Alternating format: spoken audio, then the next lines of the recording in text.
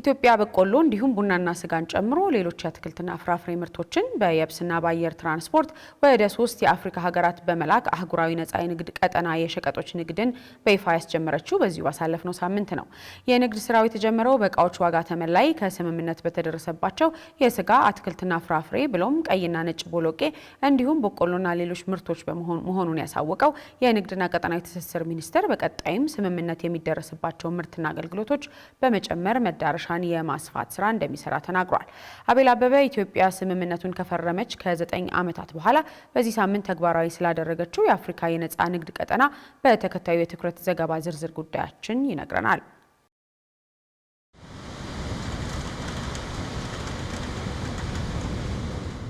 ከ6 አስርተ ዓመታት በፊት የፓን አፍሪካኒዝም አቀንቃኝ በሆኑ መሪዎቿ ሀገራትን የሚያስተሳስር ነጻ የንግድ ቀጠና የመመስረት ዓላማ የተወጠነባት አፍሪካ ከ60 ዓመታት በኋላም ቢሆን ይህንን ህልም ሙሉ ለሙሉ እውን ለማድረግ ገና የጅማሮ መንገድ ላይ መሆኗን የሚነገረው በ2018 የፈረንጆቹ ዓመት በተካሄደው የአፍሪካ ህብረት መደበኛ ጉባኤ ላይ ለዚህ ጥረት ህጋዊ ማዕቀፍ የፈጠረችው አህጉሪቱ ከዚያ ጊዜ አንስቶ ባቋቋመችው ጽህፈት ቤት እስካሁን ድረስ ከኤርትራ በቀር 54ቱ ሀገራት የነጻ ንግድ ቀጠና ስምምነቱን እንዲፈርሙ ማድረግ ችላለች።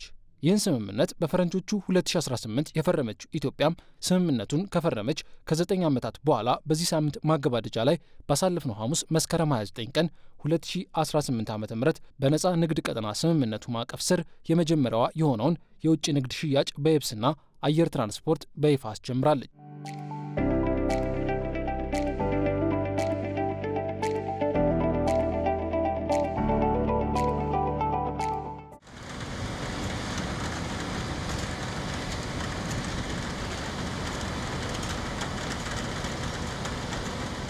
ይህ የነጻ የንግድ ቀጠና የሸቀጦች ንግድ ሲጀመር ደቡብ አፍሪካ፣ ሶማሊያና ኬንያ ኢትዮጵያ በአዲሱ የነጻ ንግድ ቀጠና የታሪፍ ስምምነት መሰረት ምርቶቿን ለመጀመሪያ ጊዜ የላከችባቸው ሀገራት ሆነዋል። ዛሬ ከሚጫኑት ጭነቶች መካከል ስጋና የአትክልት ፍራፍሬ ብሎም የጫት ምርት ወደ ሶማሊያ የሚላክ ይሆናል።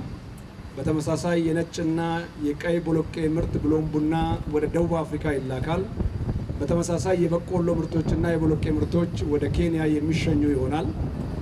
በአንድ ነጋዴ ደረጃ ብቻ እንኳን ስንወስድ ይሄ የአፍሪካ ነጻ ንግድ ቀጠና ስምምነት ልንተገብር ነው ካልንበት ጊዜ ጀምሮ በቆሎን ወደ ኬንያ በመላክ ብቻ $7 ሚሊዮን ወይም ከ20 ሺህ ሜትሪክ ቶን በላይ ኮንትራት መያዝ የተጀመረበትና የሀገራችን ወጪ ንግድ መስፈንጠር የጀመረበትን ሂደት ሊያሳልጥ ሊያግዝ የሚችል ትልቅ ፍጻሜ ስለሆነ እንኳን ደስ ያላችሁ እንኳን ደስ ያለን ማለት ፈልጋለሁ። 1.4 ቢሊዮን ህዝብ ያላቸው የአፍሪካ ሀገራት እርስ በራስ የሚያደርጉት ግብይት ከጠቅላላ ግብይታቸው ከ14 በመቶ እንደማይዘል የሚነገር ሲሆን እርስ በራሳቸው ካላቸው ግብይት ይልቅ ከሌሎች አህጉራት ጋር ያላቸው የንግድ ልውውጥ ከፍ እንደሚል ነው መረጃዎች የሚያሳዩት። ይህ ደግሞ $3.4 ትሪሊዮን የሚገመት ጥቅል አህጉራዊ ምርት እንዲሁም ያልተነኩ የምርት ዘርፎች ያላት አህጉሪቱ ከራሷ ይልቅ ለሌሎች የትርፍ ምንጭ እንድትሆን እንዳደረጋት ይጠቀሳል።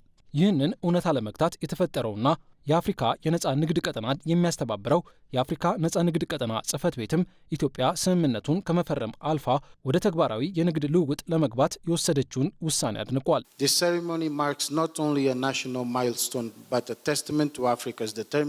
ይህ መሰናዶ ሀገራዊ ስኬት ብቻ ሳይሆን አፍሪካ የንግድ ቀጠናውን ከራዕይ ወደ እውነታ ለመቀየር ላላት ቁርጠኝነት ማሳያ የሚሆን ነው። ጠቅላይ ሚኒስትር አብይ አህመድና የኢትዮጵያ መንግስት ለአፍሪካ የኢኮኖሚ ሽግግር ላሳዩ ቁርጠኝነትና ነጻ የንግድ ቀጠናውን ለመተግበር ላሳዩት ፍላጎት ላመሰግናቸው ወዳለሁ። የታሪፍ ጉዳዮችን በማጠናቀቅና አስፈላጊ ህግጋቶችን በማሟላት በነጻ ቀጠናው ህግ ስር ለመገበያየት በመፍቀዷ ኢትዮጵያ በጠንካራ ፖለቲካዊ ቁርጠኝነትና ተቋማዊ ስራ ምን ማሳካት እንደሚቻል አሳይታለች። Ethiopia has shown what strong political will and institutional collaboration can achieve. የነጻ ንግድ ቀጠናውን መቀላቀል በራሴ ጥራት ደረጃ የምርት አቅርቦትና አሰራር ከመንቀሳቀስ ይልቅ ለዓለም አቀፍና አህጉራዊ የንግድ ህጎች መገዛትን የሚጠይቅ እንደሆነ ይታወቃል። ከዚህ አንጻር ምርቶቻቸውን የታሪፍ ስምምነት ወደ ተደረሰባቸው 24 የአፍሪካ ሀገራት የሚልኩ ኢትዮጵያውያን ነጋዴዎች በቂ ዝግጅት ማድረግ እንደሚጠበቅባቸው ነው በዚሁ የማስጀመሪያ መሰናዶ ላይ የተነገረው። ይህን አሰራር የማቅለልና የማቀላጠፍ ኃላፊነት ያለበት የጉምሩክ ኮሚሽንም ከ90 በመቶ በላይ ህጎቹን ከዚሁ የነፃ ንግድ ቀጠና ስምምነት አንጻር የመቃኘት ስራውን ከማጠናቀቁ ባለፈ ከኢትዮጵያ የሚወጡም ሆነ ስምምነት ካሰሩ ሀገራት የሚመጡ ምርቶችን ለማስተናገድ የሚያስችል በቴክኖሎጂ ጭምር የታገዘ ዲጂታል አሰራርን ዘርግቻለሁ ብሏል። ለምሳሌ የስሪት ሀገር ማረጋገጫ አስቀድመን ፕሪንት አድርገን ኤክስፖርተሮቻችን በመጠበቅ እንዳጋጣሚ ሆኖ ትናንትና ጀምሮ ሰርቲፊኬት የወሰዱ ካምፓኒዎች አሉ። ለዛሬው ሽፕመንትም ጭምር አስቀድሞ ዝግጅት የተጠናቀቀበት የታሪፍ ኦፈር ካስቀመጡ ካቀረቡና ካጸደቁ ሀገሮች 25ኛ ሆና 24 ሀገሮች አሉ። ከ24ቱ ሀገሮችም ጭምር ወደ ኢትዮጵያ የሚመጣ በዚሁ ስምምነት መሰረት ዛሬውኑ ጀምሮ ለማስተናገድ ዝግጁ የሆንበት ላኪዎቻችን አስመጪዎቻችን ጭምር ባሉበት ሆነው የከስተምስ ዲክላሬሽን ፕሮሰስ ማድረግ የሚችሉበት ዝግጅቱ የተሟላ በህግ በአሰራር በቴክኖሎጂና በሰው ኃይል ዝግጅት ጭምር ዝግጁ መሆናችንን ለመግለጽ እወዳለሁ። በኤክስፖርት አንዱ ተግዳሮት የመዳረሻ ገበያዎች ችግር መኖር ነው። ወይም ደግሞ ምርቶቻችን በቂ ጥራት እየጠበቁ ስላልሆኑና በሚገባ ፓክድ ስላልሆኑ የሚፈልገው ተወዳዳሪና ቤተር ፕራይስ የሚከፍሉ ገበያ ላይ ተወዳዳሪ ያለመሆን ጉዳይ ነው። አሁን ኮምፒቲተሮቻችንን በደንብ የነሱን አላይመንት ከሰራን ሰስቴናብል የሆነ ማርኬት ነው። ኤግዚት ማድረግ አንችልም። ውስጡ መቆየት መቻል አለብን። አገራዊ ኢንተረስት አለበት። ከዛ አንጻር የንግዱ ማህበረሰብ በዚህ ጉዳይ ላይ በደንብ አድርጎ ትዊን ማድረግ መቻል አለበት። ኢንዱስትሪ ፓርኮቻችን ክፍት ናቸው። አዳዲስ ቴክኖሎጂዎችን ፓኬጂንግ፣ ክሊኒንግ፣ ሶርቲንግ የመሳሰሉ ነገሮችን በሚፈለገው ደረጃ ለማዘጋጀት ብዙ ኦፖርቹኒቲ ስላለ ያንን እንዴት ግራብ እንደምናደርግ በደንብ ማየት ያስፈልጋል ማለት ነው። የንግዱ ማህበረሰብ ከዚህ ቀደም የነበሩበት የዓለም አቀፍና አህጉር አቀፍ ግብይት ክፍተቶቹን በመዝጋት ይህን ሰፊ የገበያ አማራጭ ለመጠቀም በተለያየ መልክ ራሱን ማዘጋጀት ይኖርበታል የተባለ ሲሆን በገበያው ላይ መቆየት ከተፈለገ አሰራሩን ከዓለም አቀፉ ሕግ ጋር ማናበብና አስፈላጊውን የጥራት ደረጃ ማሟላት እንደሚጠበቅበትም ነው የተነገረው። ፕራይቬት ሴክተሩ ዓለም አቀፍ ሕጎችን በሚገባ ማጤንና ማወቅ ያስፈልጋል። ኤቲካል የሆነ የቢዝነስ አሰራርን በደንብ መከተል መቻል አለብን።